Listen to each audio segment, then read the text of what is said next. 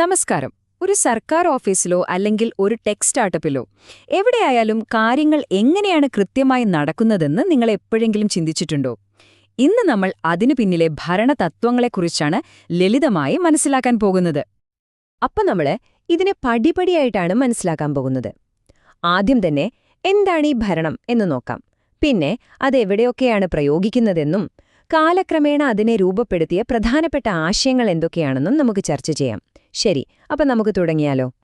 ഈ വലിയ വലിയ തിയറികളിലേക്കൊക്കെ പോകുന്നതിനു മുന്നേ നമുക്ക് ഏറ്റവും അടിസ്ഥാനപരമായ ഒരു ചോദ്യത്തിൽ നിന്ന് തന്നെ തുടങ്ങാം. വളരെ ലളിതമായി പറഞ്ഞാൽ, ഒരു പൊതുവായ ലക്ഷ്യം നേടാനായി നമ്മുടെ കയ്യിലുള്ള ആളുകളെയും മറ്റു വിഭവങ്ങളെയുമൊക്കെ ഒരുമിപ്പിച്ച് കാര്യങ്ങൾ ഏറ്റവും ഭംഗിയായി ചെയ്തു തീർക്കുന്ന ഒരു പ്രക്രിയയാണ് ഭരണം. അത്രയുള്ളൂ. ഇതിനെപ്പറ്റി പറയുമ്പോൾ POSDCORB എന്നൊരു വാക്ക് ഓർത്തുവെക്കുന്നത് നല്ലതാണ്. ഇതൊരു ക്ലാസിക് ആശയമാണ്. ഒരു ഭരണാധികാരിയുടെ പ്രധാന ജോലികളെല്ലാം ഇതിലൊതുക്കിയിട്ടുണ്ട്. ഇതൊരു ചുരുക്കെഴുത്താണ് കേട്ടോ. P for planning, O for organising, അങ്ങനെ തുടങ്ങി ബഡ്ജറ്റിംഗ് വരെ ഒരു അഡ്മിനിസ്ട്രേറ്ററുടെ പ്രധാന പണികളെല്ലാം ഇതിലുണ്ട്. ഓക്കെ, അപ്പോ ഭരണം എന്താണെന്ന് നമുക്കൊരു ഐഡിയ കിട്ടിയില്ലേ? ഇനി ഈ തത്വങ്ങളൊക്കെ എവിടെയാണ് പ്രയോഗിക്കുന്നത് എന്ന് നോക്കാം. ഭരണം എന്ന് കേൾക്കുമ്പോഴേ നമ്മളിൽ പലരും സർക്കാർ സ്ഥാപനങ്ങളാവും ഓർക്കുക, അല്ലേ? പക്ഷെ സംഭവം അങ്ങനെയല്ല. ഇതിന് പ്രധാനമായും 3 മേഖലകളുണ്ട്. പൊതുഭരണം, അതായത് ഗവൺമെന്റ്. പിന്നെ ലാഭത്തിനു വേണ്ടി പ്രവർത്തിക്കുന്ന സ്വകാര്യ ഭരണം. ഓരോന്നിന്റെയും ലക്ഷ്യവും ഉത്തരവാദിത്തങ്ങളും വ്യത്യാസമാണ്, നിങ്ങൾക്ക് കാണാൻ കഴിയുന്നതുപോലെ. ശരി, ഇനി നമുക്ക് കാര്യത്തിന്റെ കാതലിലേക്ക് വരാം. ആദ്യത്തെ പ്രധാനപ്പെട്ട ആശയം എന്താണെന്ന് നോക്കാം. ഒരു സ്ഥാപനത്തെ ഒരു യന്ത്രം പോലെ ഒരു തകരാറുമില്ലാതെ എങ്ങനെ പ്രവർത്തിപ്പിക്കാമെന്നായിരുന്നു ആദ്യകാല ചിന്തകർ തലപുകഞ്ഞാലോചിച്ചത്. അന്നത്തെ പ്രധാന വിശ്വാസം ഇതായിരുന്നു: ഒരു സ്ഥാപനത്തെ ഏറ്റവും കാര്യക്ഷമമായി പ്രവർത്തിപ്പിക്കാൻ ഒരൊറ്റ വഴിയേയുള്ളൂ, ദ വൺ ബെസ്റ്റ് വേ. ആ വഴി കണ്ടെത്തുക, അതാണ് പ്രധാനം. ബാക്കിയെല്ലാം തനിയെ ശരിയായിക്കോളും. ഈ ഒരു ചിന്താരീതിക്ക് പിന്നിൽ പ്രധാനമായും 3 പേരുണ്ടായിരുന്നു: ടെയ്ലർ, ഫയോൾ, പിന്നെ വെബർ. ഇവരൊക്കെ ശ്രദ്ധിച്ചത് കർശനമായ നിയമങ്ങൾ, കൃത്യമായ അധികാരശ്രേണി, ഏറ്റവും കൂടുതൽ ഉൽപ്പാദനം എങ്ങനെ ഉണ്ടാക്കാം എന്നതിലൊക്കെയാണ്. പക്ഷേ ഒരു നിമിഷം ആലോചിച്ചു നോക്കൂ. മനുഷ്യരെ ഒരു മെഷീന്റെ ഭാഗമായി മാത്രം കണ്ടാൽ എന്ത് സംഭവിക്കും?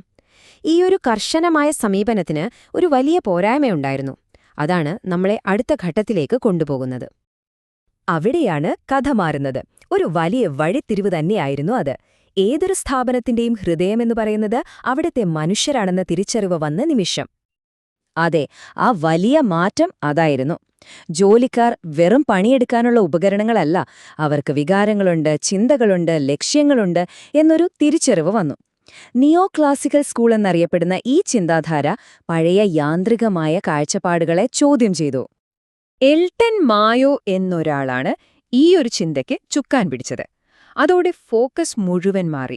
ആളുകളുടെ മനോവീര്യം, അവർക്ക് കിട്ടുന്ന പ്രചോദനം, നല്ല നേതൃത്വം, ഇതൊക്കെ ഉൽപ്പാദനക്ഷമതയ്ക്ക് എത്രത്തോളം പ്രധാനമാണെന്ന് എല്ലാവരും തിരിച്ചറിഞ്ഞു തുടങ്ങി. ഇതെല്ലാം നമ്മളെ ഇന്നത്തെ കാലത്തെ ആശയങ്ങളിലേക്കാണ് എത്തിക്കുന്നത്. ഒരു സ്ഥാപനം എങ്ങനെ നടത്തണം എന്നതിനെക്കുറിച്ചുള്ള കുറച്ചുകൂടി ഫ്ലെക്സിബിളായ, ആധുനികമായ ചിന്താരീതികളിലേക്ക്. ആധുനിക സിദ്ധാന്തങ്ങൾ പറയുന്നത് എല്ലാ സ്ഥാപനങ്ങൾക്കും ഒരേപോലൊരു പരിഹാരം ഇല്ലെന്നാണ്.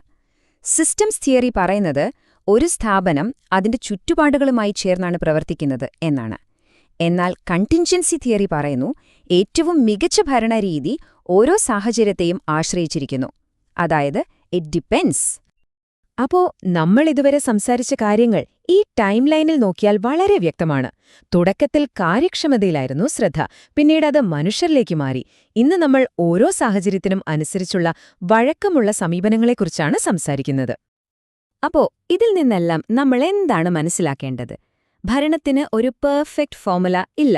ഏറ്റവും മികച്ച ഒരൊറ്റ വഴി എന്നതിൽ നിന്ന് തുടങ്ങി സാഹചര്യമാണ് പ്രധാനമെന്ന തിരിച്ചറിവിലേക്കുള്ള ഒരു യാത്രയായിരുന്നു ഇത്.